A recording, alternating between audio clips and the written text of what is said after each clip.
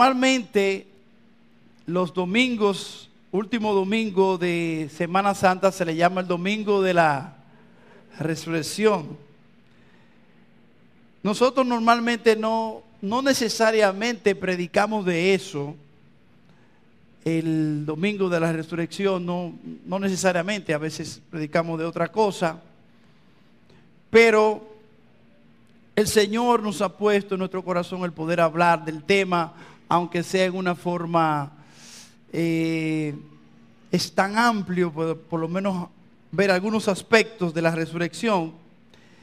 Y en la alabanza, en esta mañana, pues pudimos adorar a Dios por su resurrección.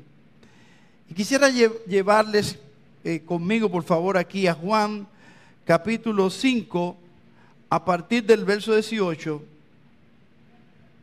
Juan capítulo 5, verso 18 dice: por esto los judíos aún más procuraban matarle, porque no solo quebrantaba el día de reposo, sino que también decía que Dios era su propio Padre, haciéndose igual a Dios. Aquí lo que vemos en este pasaje es que el Señor sanó, obró en medio de un día de reposo. Y Él hizo que con sus acciones, que los judíos procuraron matarle, y procuraban matarle porque Él se decía ser el Hijo de Dios. Y dice la palabra en el versículo 19: respondiendo entonces Jesús les dijo: de cierto os digo, no puede el Hijo hacer nada por sí mismo, sino lo que ve hacer al Padre. Porque todo lo que el Padre hace, también lo hace el Hijo igualmente. Porque, versículo 20, porque el Padre ama al Hijo y le muestra todas las cosas que Él hace, y mayores obras que ésta le mostrará, de modo que vosotros os maravilléis. Porque como el Padre levanta a los muertos y les da vida, así también el Hijo a los que quiere da vida. Porque el Padre a nadie juzga, sino que todo el juicio dio al Hijo, para que todos honren al Hijo como honran al Padre. El que no honra al Hijo, el que no honra al Hijo, no honra al Padre que le envió. Él está proclamando que Él es igual al Padre y que Él es el Hijo de Dios. Y el que no honra al Hijo, no honra al Padre. Y comienza a hablar y exaltar y decir aquella obra del Hijo por causa del Padre, lo que el Padre le ha dado. Y si ustedes van conmigo ya viendo esto, a Juan capítulo 8, ahí mismo en el capítulo 8,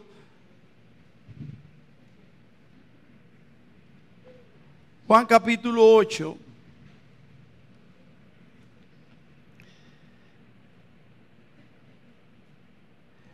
recuerden, algo pasó. Cristo fue crucificado y una de las razones por las cuales Él fue crucificado era que ellos procuraban matarle porque Él decía que Él era el Hijo de Dios. Y ellos lo procuraban matar porque eso quería decir que Él era Dios, igual a Dios, que Él era Dios. Y en Juan capítulo 8, versículo 28 dice: y les dijo, pues Jesús, cuando hayáis levantado ¿a quién? Al Hijo del Hombre, entonces conoceréis que yo soy. Y que nada hago por mí mismo, sino que según me enseñó el Padre, así hablo. Él está profetizando que un momento el Hijo del Hombre, que también es el Hijo de Dios, Cristo era verdaderamente Dios y verdaderamente hombre, iba a ser levantado. Y cuando Él fuera levantado, entonces ellos conocerían que Él era. Juan, ahí mismo, capítulo 12. Dice la palabra, Juan capítulo 12, versículo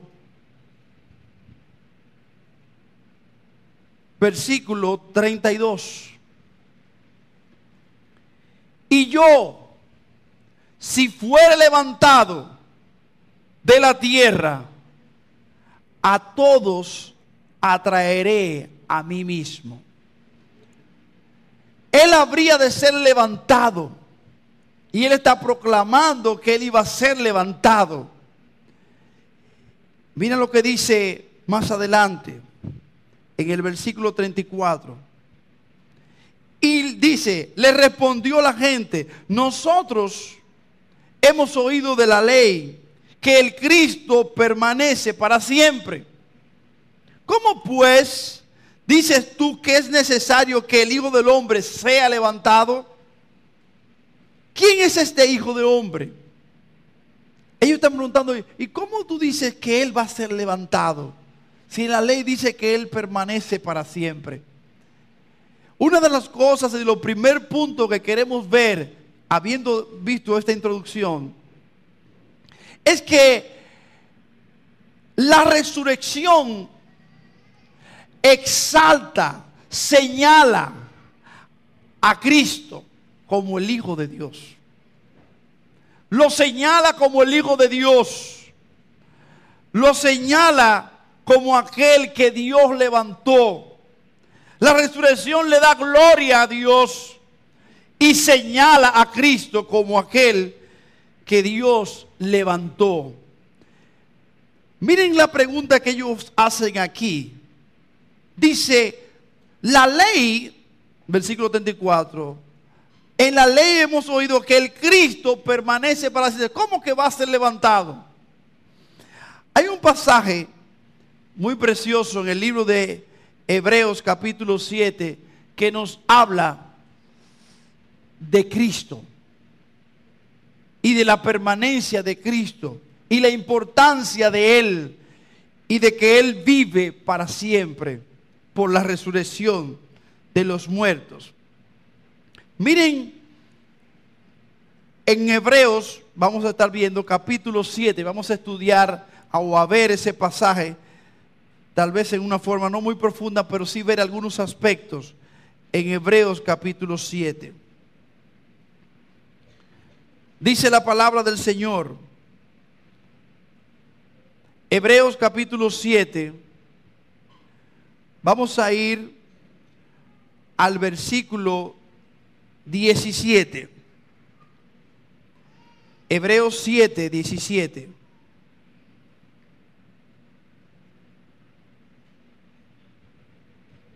Aquí hay una palabra que aparece más de una vez en este pasaje.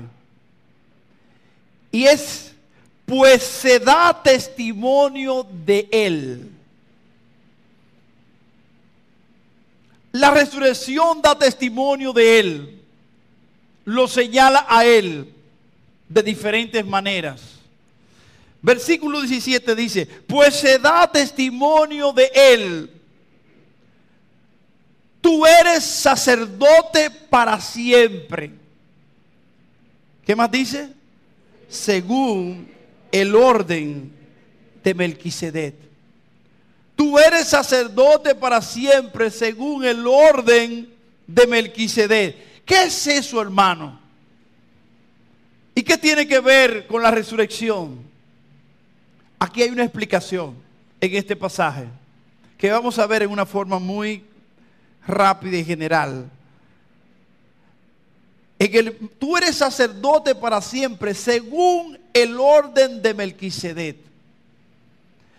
Vamos al versículo 1 para poder escudriñar un poquito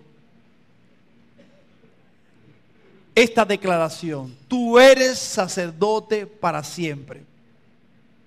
La clave es esta: tú eres sacerdote para siempre, según el orden de Melquisedec.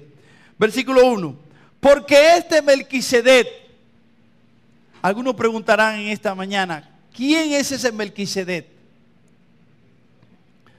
Dice, porque este Melquisedec, rey de Salem, sacerdote del Dios Altísimo, que salió a recibir a Abraham, que volvía de la derrota de los reyes, y le bendijo, dice, a quien asimismo dio a Abraham los diezmos de todo, cuyo nombre significa, ¿cómo significa?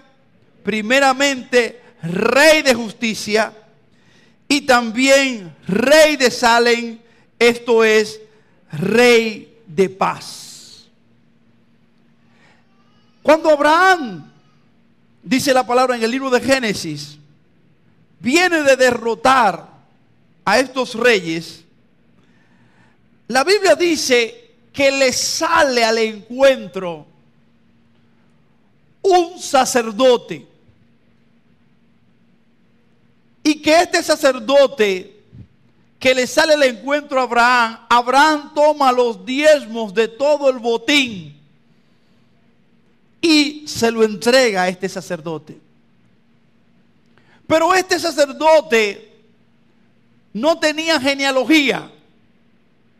Este sacerdote apareció de la nada y después desapareció.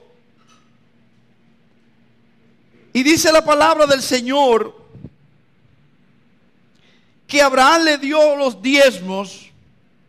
Y miren cómo dice el versículo 3.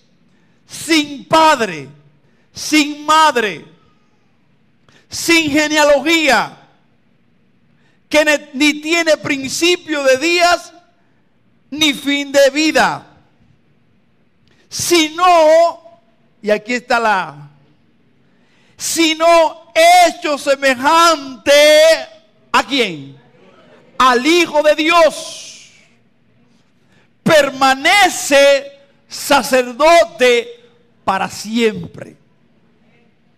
Este que apareció allí era aquel, o era un tipo de aquel sacerdote, sacerdocio eterno, un sacerdocio para siempre.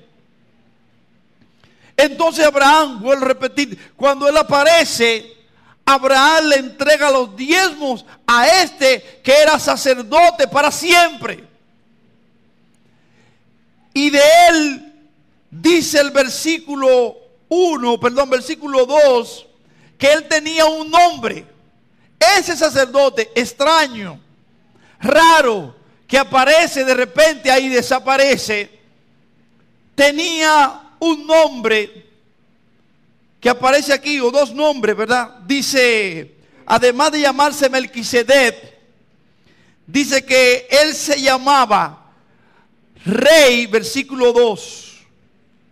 Él se llamaba rey ¿de qué? De justicia. Hay un solo rey de justicia. No sé si usted está entendiendo lo que estamos viendo.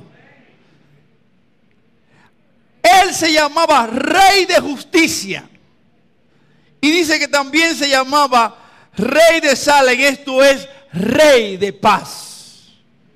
Ahora, si usted medita en lo que dice la palabra, la profecía en Isaías, dice capítulo 9, donde dice la palabra del Señor, porque un niño nos es nacido, hijo nos es dado, y el principado sobre su hombro, y llamará su nombre admirable, consejero, Dios fuerte, Padre eterno, príncipe de paz.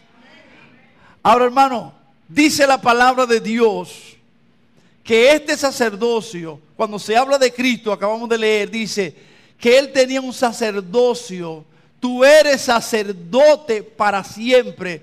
según el orden de Melquisedec, rey de Salem y príncipe de paz. Dice la palabra, luego comienza a hablar, considerar cuál grande era este. Dice versículo 6, pero aquel cuya genealogía no es contada de entre ellos, tomó de Abraham los diezmos y bendijo a aquel que tenía las promesas. Y sin discusión alguna, el menor es bendecido por el mayor. Cuando habla el menor es bendecido por el mayor, Abraham era menor y el mayor era Melquisedec, ¿verdad? Y después dice, versículo 8, hablando de Cristo como sacerdote, según el orden eterno de Melquisedec, dice el versículo 8, y he aquí, ciertamente reciben los diezmos hombres mortales. Pero allí uno de quien se da testimonio de ¿qué? De que vive. De nuestro Señor Jesucristo, podemos decir ciertamente, se da testimonio de que Él vive. De que Él vive.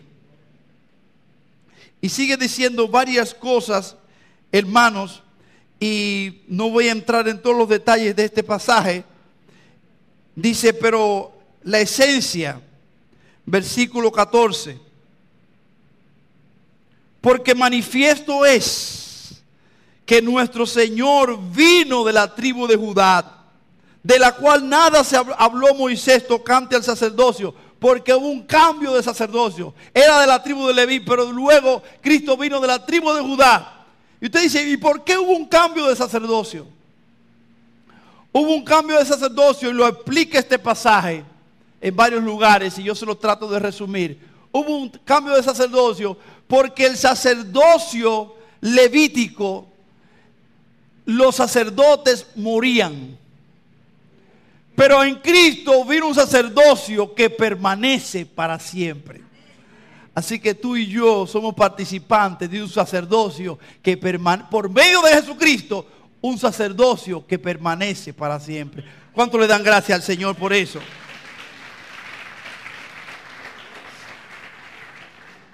Dice la palabra, versículo 15. Y esto es aún manifiesto. Si a semejanza de Melquisedec se levanta un sacerdocio distinto, no constituido conforme a la ley del mandamiento acerca de la descendencia, sino según el poder de una vida indestructible. Un sacerdocio según el poder de una vida indestructible, pues se da testimonio de él. Tú eres sacerdote para siempre. Ahora, hermanos, ¿qué fue lo que manifestó que Cristo es sacerdote para siempre? Según el orden de Melquisedec. Bueno, la resurrección. ¿Está captando, hermano? Un sacerdocio eterno, un sacerdocio distinto, un sacerdocio para siempre. Según el orden de Melquisedec, manifestado, sellado, proclamado por medio de la resurrección. Bendito sea el Señor. Dice la palabra que los sacerdotes fueron hechos, versículo 20. Y esto no fue hecho sin juramento, porque los otros ciertamente, los sacerdotes antiguos, sin juramento fueron hechos sacerdotes. Pero Jesucristo, hablando de Jesucristo, con el juramento del que le dijo, juró el Señor y no se arrepentirá. Tú eres sacerdote para siempre, según el orden de Melquisedec. Por tanto, Jesús es hecho fiador de un mejor pacto. Y los otros sacerdotes llegaron a ser muchos debido a que por la muerte no podían continuar. Estaban bajo la muerte. bajo el límite de la muerte. Vivían y morían, vivían y morían, vivían y morían. Dice, mas este, hablando de Cristo, versículo 24, mas este, por cuanto permanece para siempre, tiene un sacerdocio inmutable, incambiable, un sacerdocio perfecto, un sacerdocio poderoso, por lo cual, versículo 25, puede también salvar perpetuamente, ay, aleluya, a los que por él se acercan a Dios, viviendo siempre para interceder por ellos. ¿Cuántos dan gracias al Señor por eso? Aleluya, porque tal sumo sacerdote nos convenía, santo, inocente, sin mancha, apartado de los pecadores, hecho más sublime que los cielos. Aleluya, que no tiene necesidad cada día, como aquellos sumos sacerdotes, de ofrecer primero sacrificio por sus propios pecados y luego por los del pueblo, porque en esto lo hizo una vez y para siempre, ofreciéndose a sí mismo. Porque la ley constituye sumo sacerdote a débiles hombres, pero la palabra del juramento posterior a la ley al Hijo, hecho perfecto para siempre. ¿Cuánto glorifican a Dios por Cristo? Dele la gloria a Cristo, la gloria a Dios por un sacerdocio distinto, manifestado por la declarado Hijo de Dios con poder por la resurrección. Mírenlo como lo dice en Romanos capítulo 4. Vaya conmigo. Romanos capítulo 4.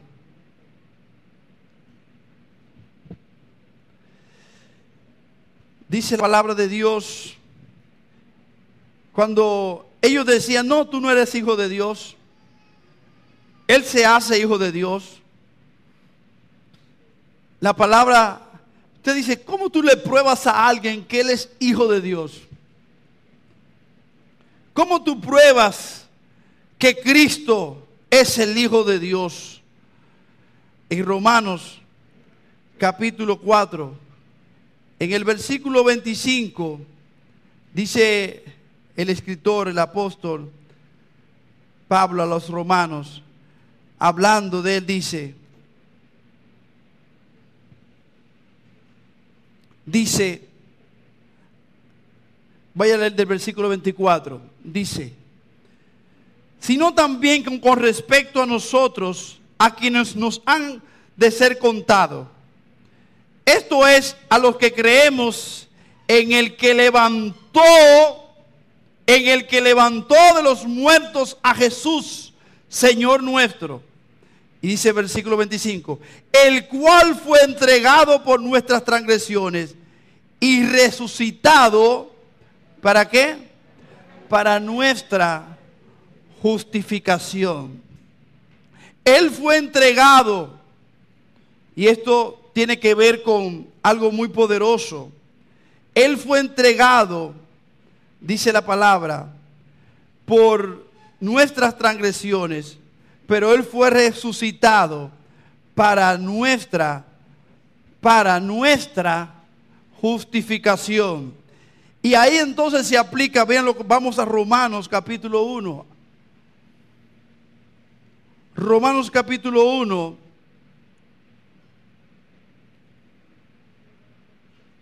Decíamos, Él fue entregado por nosotros, pero fue declarado Hijo de Dios por medio de la resurrección. Romanos capítulo 1, verso 4. Dice, hablando de Cristo, dice el versículo 3. Después dice, fue declarado, ¿cómo dice su Biblia? Hijo de Dios, ¿con qué? Con poder, según que el Espíritu de Santidad. ¿Por qué? Por la resurrección de entre los muertos. Cristo fue declarado Hijo de Dios con poder por la resurrección de los muertos. Oh amados, me gusta la resurrección. Es preciosa la resurrección. Es la culminación de las buenas nuevas del Evangelio. Es como el toque final glorioso del Evangelio. Porque Cristo en la resurrección es exaltado, es levantado. Dios es glorificado. Lo que todos dudaban, entonces se culminó con la resurrección poderosa de Jesucristo. Oh amados, qué preciosa es la resurrección. Si pueden ver conmigo, hablando de esto, en el libro de Romanos, leímos Romanos,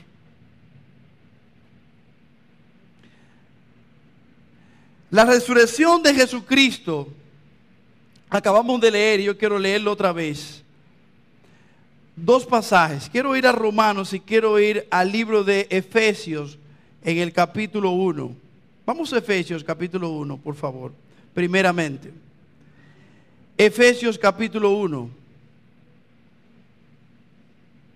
En el libro de Efesios capítulo 1 vemos que la resurrección no solamente señala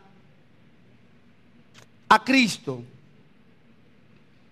sino que habla de lo que esto implica para nosotros. Efesios, en el capítulo 1. El apóstol Pablo está orando aquí por la iglesia y está pidiendo por ella, en Efesios capítulo 1, espíritu de sabiduría y de revelación en el conocimiento de Dios. Versículo 17. Y después en el 18 dice que Él está pidiendo para que alumbre los ojos de nuestro entendimiento. Y en el versículo 19, ahí quiero llegar, para que nuestros ojos sean alumbrados y podamos ver cuál la supereminente grandeza de su poder para con nosotros, lo que creemos. El primer punto que hemos estado tratando es que la resurrección exalta a Cristo, levanta a Cristo, señala a Cristo. Se cumplió la palabra. No hay dudas. Él es el Hijo de Dios con poder. Él es el sacerdote para siempre. Él es el Rey de Reyes. Él es el Rey de Salem. Él es el Príncipe de Paz. Pero aquí, amados, habla de que en el versículo 19 dice, ¿y cuál la supereminente grandeza de su poder para con nosotros los que creemos? Ahora, ¿qué poder Él tiene para con nosotros los que creemos? ¿De dónde viene ese poder? ¿O dónde se manifestó ese poder? Sería la palabra. ¿Y cuál la supereminente grandeza de su poder para con nosotros los que creemos? Según la operación del poder de su fuerza. Versículo 20. Vamos a leerlo todo. Versículo 20. La cual operó en Cristo, resucitándole de los muertos y sentando a su diestra en los lugares celestiales. El poder de Dios operó en Cristo, resucitándole de los muertos. Fue una prueba extraordinaria del poder de Dios al resucitarlo de los muertos. Ahora, en los versículos anteriores, versículo 19, dice que nosotros, Él está orando para que nosotros entendamos, vivamos sobre ese poder, podamos entenderlo y creerlo para con nosotros, cómo Él actúa para con nosotros, ese poder para con nosotros. La resurrección es poderosa. El poder de Dios se manifiesta también para con nosotros. ¿Cuántos dicen amén? Para con nosotros. Y ahí es que vemos lo que leímos ahorita y queremos repetirlo en el libro de Romanos, capítulo 4. Romanos capítulo 4.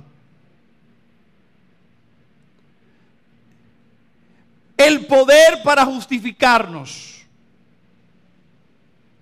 Cristo fue resucitado y al Él ser resucitado se manifestó el poder para justificarnos a nosotros. Y queremos explicar esto. Romanos capítulo 4, versículo 25. Lo leímos ahorita y quiero volverlo a leer ahora. Dice, el cual fue entregado por nuestras transgresiones y resucitado para nuestra justificación. Todos conocemos lo que dice la palabra aquí mismo en Romanos, en diferentes lugares, que nosotros hemos pecado, que nosotros éramos enemigos de Dios, que nosotros estábamos alejados de Dios, nos enseña la palabra de Dios, que nosotros estábamos apartados de Dios y que no teníamos ninguna justicia, sino injusticia. Pero al Cristo morir como una ofrenda, en un acto de justificación para con nosotros, delante de Dios se ofreció como una ofrenda, un sustituto. Hablamos de una expiación. Él se puso en un sacrificio, en un holocausto, decíamos la semana pasada. Murió en la cruz, sustituyéndonos a nosotros. Entonces, cuando esa ofrenda es puesta en el altar, recuerdan que hablábamos de poner la ofrenda en el altar, y que esa ofrenda en el Antiguo Testamento, dice la palabra, en el holocausto es un sacrificio en olor fragante a Jehová. En realidad, cuando se ofrecían ofrendas así al Señor en el antiguo pacto, no todas las ofrendas eran recibidas. Si por ejemplo se traía en el altar, se ponía un sacrificio, un animal que fuera con defecto, la ofrenda no era recibida por Dios, no era aceptada. No todas las ofrendas Dios las acepta. Amén. Por ejemplo, los primeros dos ofrendantes, uno Dios lo aceptó y otro no. Abel y Caín, ¿lo recibió Dios los dos? No, recibió la ofrenda de Abel, porque dice que tomó de los primogénitos que señalaba a Cristo, de lo más gordo, y él recibió la ofrenda. Dios la aceptó, la ofrenda. Así en la ley, Dios estableció que el animal fuera sin defecto, que la ofrenda fuera un tipo claro del antitipo que era Cristo. Así que si se ofrecía una ofrenda que no era conforme a lo establecido por la ley, entonces la ofrenda no iba a ser acepta. Así que todas esas ofrendas aceptas hablaban de aquella gran ofrenda que iba a ser dada en la cruz del Calvario. Ahora, ¿cómo sabemos, amados, que la ofrenda de Cristo fue aceptada? ¿Cómo sabemos que esa ofrenda realmente subió en olor fragante a Dios? Bueno, lo enseñan las Escrituras. Sacrificio, afecto. en olor fragante a Dios, que Cristo se ofreció en olor fragante. Pero ¿cómo sabemos que la ofrenda fue aceptada? La ofrenda que era para la justificación tuya y la mía. Bueno, sabemos que Él fue aceptado porque Él resucitó. Se los vuelvo a repetir, a la que puedan decir amén con todo el corazón. Sabemos que la ofrenda fue aceptada porque Él, Padre, no lo dejó en la tierra, sino que el Padre lo resucitó. La ofrenda fue recibida, aleluya. La ofrenda fue aceptada. Y Él mismo dijo en el Salmo 16, no tienen que buscarlo. Él dice, me mostrarás la senda de la vida, en tu presencia hay plenitud de gozo. Y Él decía que porque no dejarás que tu santo vea corrupción. Y se cumplió exactamente como dice la palabra. Por eso dice la palabra que Él fue entregado por nuestras transgresiones en la cruz. Pero Él fue resucitado para nuestra justificación.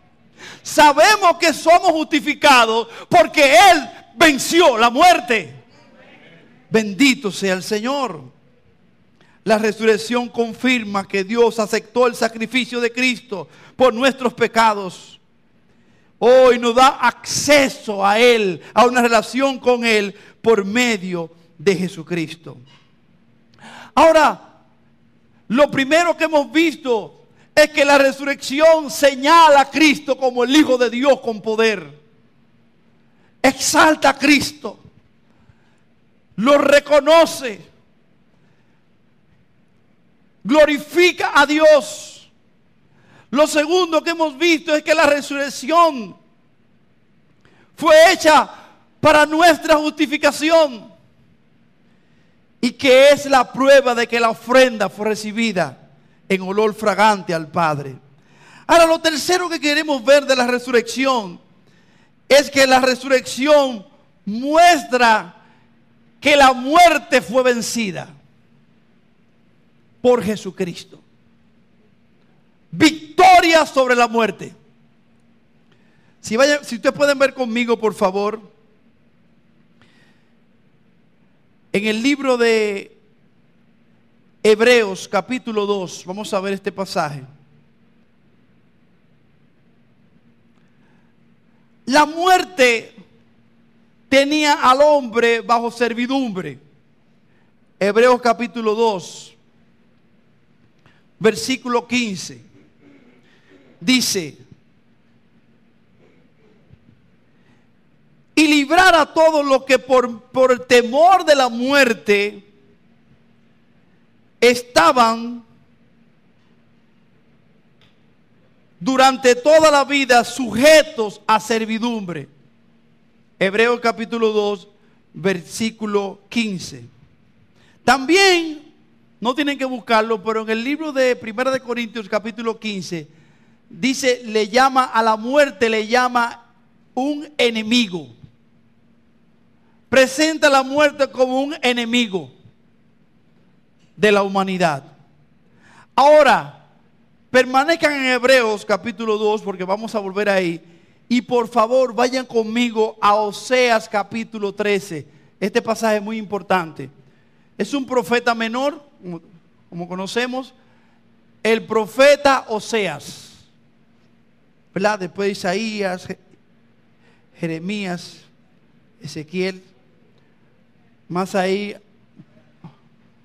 cerquita ahí, tenemos a Oseas. En Oseas capítulo 13 hay una profecía maravillosa. Ahí al lado de Daniel. Es vecino de Daniel. Patio con patio de Daniel.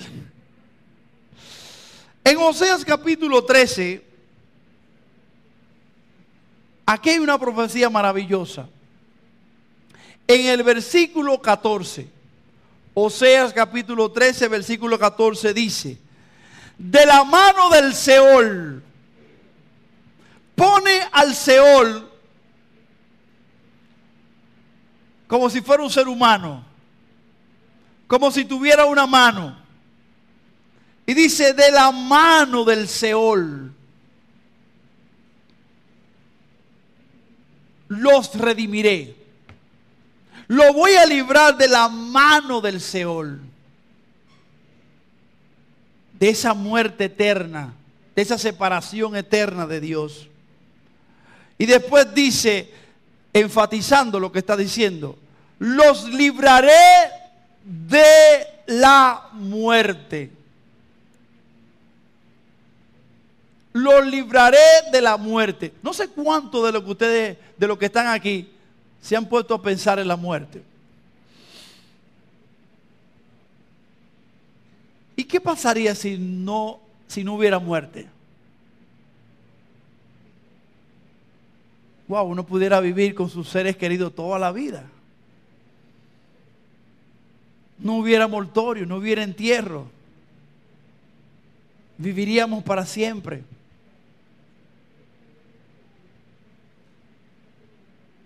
O tal vez te he puesto a pensar, ¿y por qué hay muerte? Yo estaba hablándole a alguien, a un señor,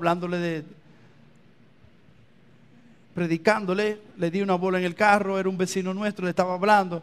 Y él me comenzó a decir, mi mamá siempre dice, parece ella ya una anciana, muy anciana, siempre dice, ¿para qué esta vida? Para después uno ponerse viejo, y después uno estar así canuto, y después morirse. Y ella dice que en una forma amargada le habla a él y dice, esto es no sé quién cosa inventó esto, que entonces después que uno está muy durito, entonces después se pone todo blandengue y después duro como un palo y ya. Y ahí en una forma amargada me estaba contando que le estaba contando su mamá a él.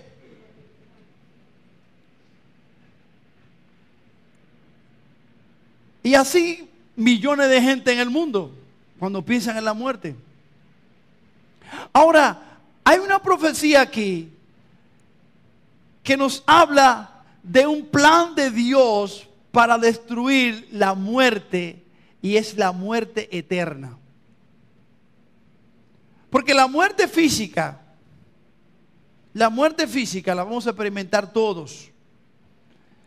Y en el plan de Dios es darnos una vida mejor que esta. Yo quiero que usted piense en eso. Lo que Dios ha diseñado es darnos una vida mejor que esta en su presencia. Y así estaremos para siempre con el Señor. Ese es su plan. Pero va a ser para aquellos que creen en Él. Para aquellos que se entregan a Él, para aquellos que le siguen a Él. Y yo creo que si tú viniste en esta mañana a este lugar, es para oír que Él quiere darte vida eterna. Si le sigues a Él, Él quiere darte una vida eterna. Y la prueba de eso es que Él resucitó por ti. Dice la Biblia aquí, de la mano del Seol los libraré, los redimiré, los libraré de la muerte. Ahora, ¿de qué muerte está hablando? De la muerte eterna, no de la muerte física, simplemente. Y después dice, oh muerte, yo seré tu muerte. Aleluya. Y seré tu destrucción. Aleluya. Oh Seol, la compasión será escondida de mi vista. Imagínense aquel que vino a la tierra con un propósito en su corazón. Oh muerte, yo seré tu muerte. Primero, agradar al Padre. Y segundo, muerte, yo seré tu muerte. Aleluya. Y dice la palabra de Dios, volviendo a Hebreos capítulo 2. Su plan, vencer la muerte, destruir la muerte, pero también vencer y destruir al diablo. Hebreos capítulo 2 dice, versículo 14. Leímos versículo 15, ahora el 14. Así que, por cuanto los hijos participaron de carne y sangre, Él también participó de lo mismo. Ahora, ¿por qué Cristo se hizo carne? ¿Por qué Cristo participó de carne y sangre? ¿Con qué fin? Dice, para destruir por medio de la muerte al que tenía el imperio de la muerte, esto es, al diablo. Así que cuando Cristo fue a la muerte y Cristo resucitó, venció la muerte y venció al diablo también. ¿Cuánto le da la gloria a Él? Aleluya. Miren cómo lo dice en 1 Corintios capítulo 15. En un momento los profetas dicen, oh muerte, yo seré tu muerte. Y en 1 Corintios 15, 55,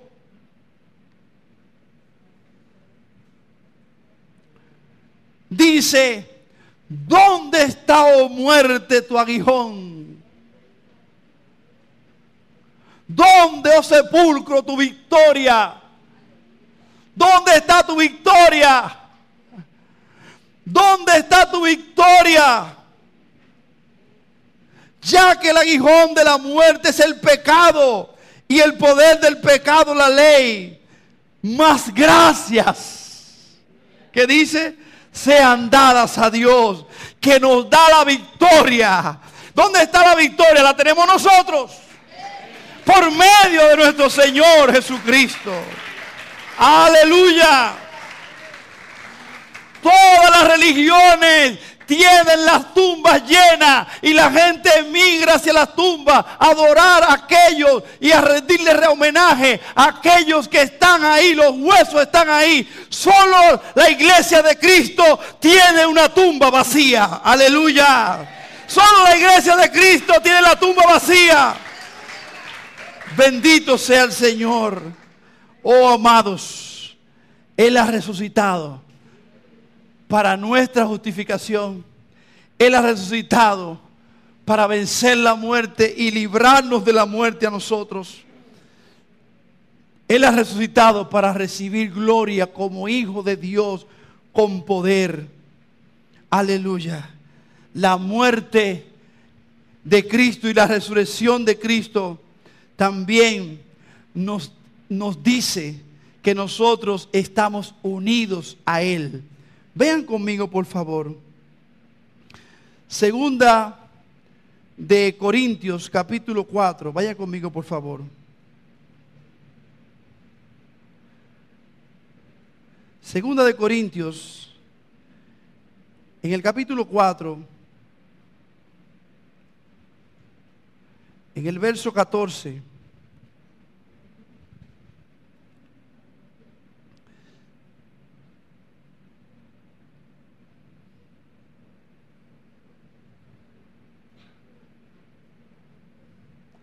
Hay una declaración maravillosa.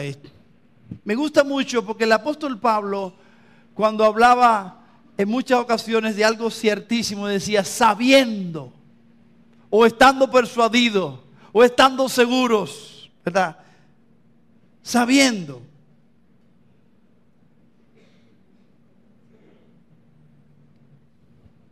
Voy a leer el versículo 13.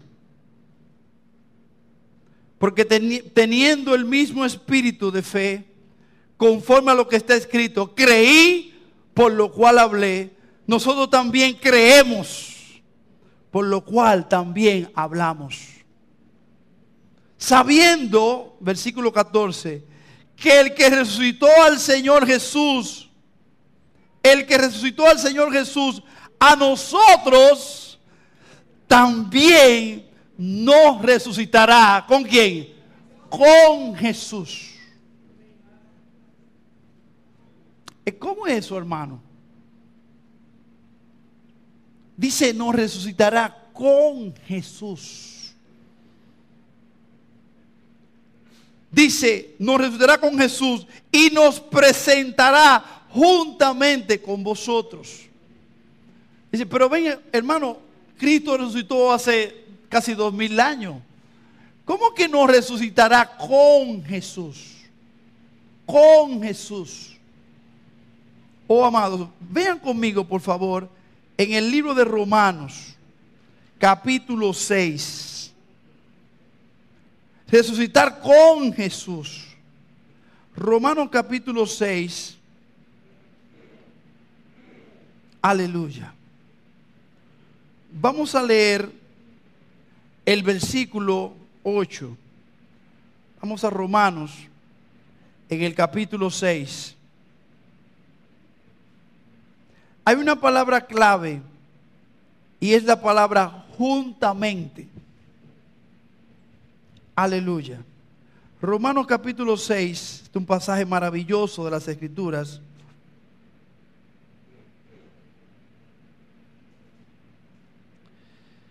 Dice desde el versículo 7, perdón, voy a leer el versículo 6.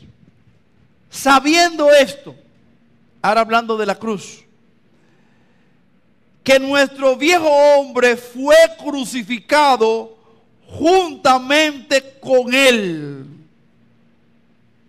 para que el cuerpo del pecado sea destruido, a fin de que no sirvamos más al pecado. Esa palabra, juntamente, fuimos a la cruz juntamente con él. Claro, está hablando, hermano, espiritualmente. Nosotros fuimos, aquellos que creen en Cristo, fuimos crucificados juntamente con él. Versículo 8. Y si morimos con Cristo, ¿qué dice la palabra? Creemos que también, ¿qué dice? Viviremos con él. Aleluya. Sabiendo que Cristo, habiendo resucitado de los muertos, ya no muere. La muerte no se enseñorea más de él. Aleluya. Amén. Si quiere dar un aplauso a él. Versículo 10. Porque en cuanto murió al pecado, murió una vez por todos. Mas en cuanto vive, para Dios vive.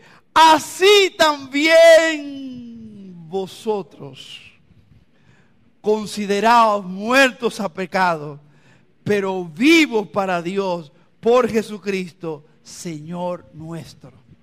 Oh, amados, la resurrección de Cristo, el poder de su resurrección, decía el apóstol Pablo. Oh, amados, muestra una unión, la unión que tenemos nosotros con Él.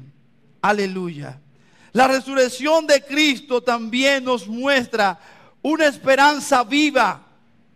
Nos da una esperanza viva de que así como morimos con Él, nosotros también viviremos con Él. Aleluya. Miren cómo lo dice Primera de Pedro, capítulo 1. Primera de Pedro, capítulo 1. Y estamos terminando. Versículo 3 dice: bendito el Dios y Padre de nuestro Señor Jesucristo, que según su gran misericordia nos hizo renacer para una esperanza viva por la resurrección de Cristo de los muertos, para una herencia incorruptible, incontaminada, inmarcesible, reservada en los cielos para nosotros. Tenemos una esperanza viva. ¿Por qué? Porque Cristo resucitó. Esto no es un cuento, es una realidad. Viviremos con Él, resucitaremos con Él, porque Él venció la muerte. También nosotros venceremos la muerte en Él. Aleluya, aleluya. Resucitaremos igualmente con Él. Bendito sea el Señor. Puede ponerse de pie y ver conmigo Primera de Corintios 15, 42. Una esperanza viva. Una esperanza maravillosa. Primera de Corintios capítulo 15, versículo 42. Dice la palabra: bendito sea nuestro Dios por este evangelio glorioso de esperanza. Aleluya. Dice 42.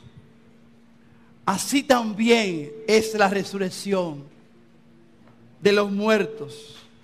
Se siembra en corrupción, resucitará en incorrupción. Se siembra en deshonra, resucitará en gloria. Se siembra en debilidad, resucitará en poder. Se siembra cuerpo animal, resucitará cuerpo espiritual. Hay cuerpo animal y hay cuerpo espiritual. Así también está escrito: fue hecho el primer hombre Adán, alma viviente; el postrer Adán, espíritu vivificante. Mas lo espiritual no es primero, sino lo animal, y luego lo espiritual. El primer hombre es de la tierra, terrenal. El segundo hombre, que es el Señor, es del cielo. Cual el terrenal, tales también los terrenales. Y cual el celestial, tales también los celestiales. Así como hemos traído la imagen del terrenal, igual que Adán, vean lo que dice la palabra: gloria a Dios, gloria a Dios. Traeremos también la imagen del celestial. ¿Cuánto le dan gloria al Señor?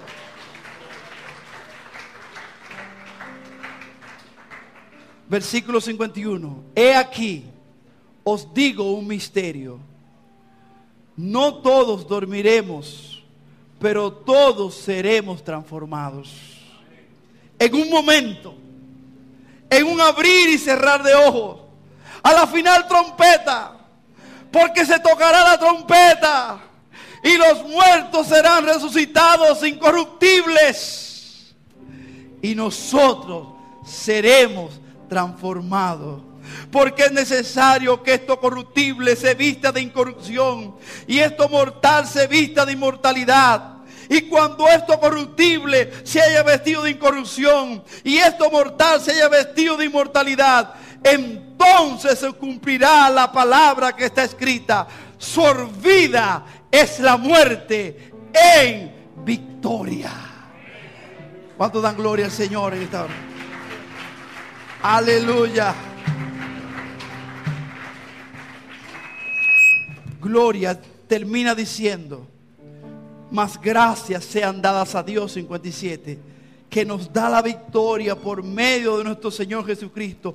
Así que, hermanos míos, amados, estad firmes y constantes, creciendo en la obra del Señor, sabiendo que vuestro trabajo en el Señor no es en vano. Hay resurrección para nosotros. Hay vida nueva para nosotros. Esto terrenal se va a convertir en un cuerpo celestial. Y estaremos allí para siempre con el Señor. Gracias, Padre. Te damos en esta hora por la resurrección de Cristo. Gracias, Señor, porque venciste la muerte. Gracias al Padre que te levantó. Gracias al Espíritu Santo que con poder le resucitó. Gracias, Señor, porque nos trae una esperanza. Oh, porque nos trae una esperanza. Y es que nosotros también, que morimos contigo, resucitaremos contigo. Gracias, Señor. Aleluya. Oh, te adoramos, Señor. Oh. La luna entristeció, el sol